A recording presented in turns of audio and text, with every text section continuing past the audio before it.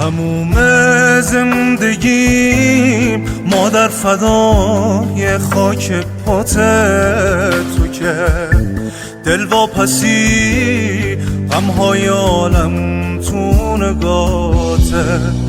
همیشه عکس یک ماهو توی چشمات میبینم که با نورش توی دلتنگیام آروم میگیرم.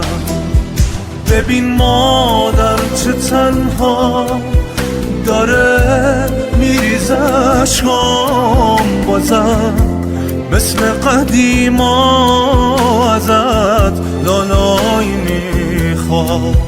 ببین مادر چه تنها داره میریزه اشکام، بازم مثل قدیما ازت لالایی میخوام.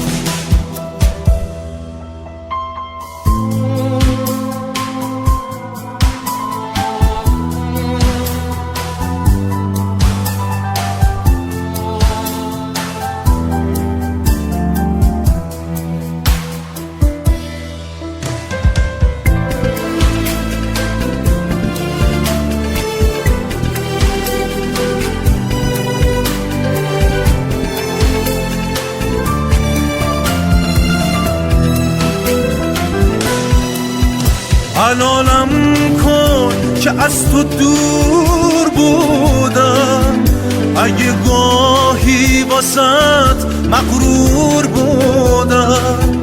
حلالم کن اگه تنهات گذاشتم، میخوام باور کنی مجبور بودم.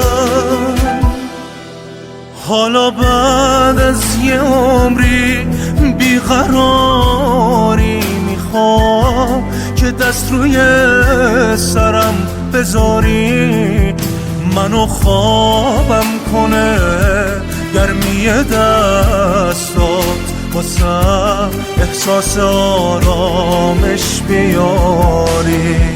ببین مادر چه تنها داره میریزه اشکام، بازم مثل قدیما ازت لالایی میخوام. ببین مادر چه تنها داره میریزه اشکام، بازم مثل قدیما ازت لالایی میخوام.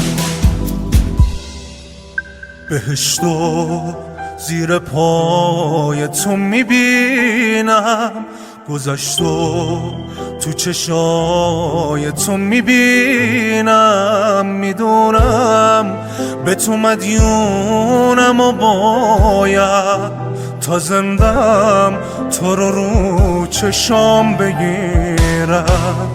میدونم به تو مدیونم و باید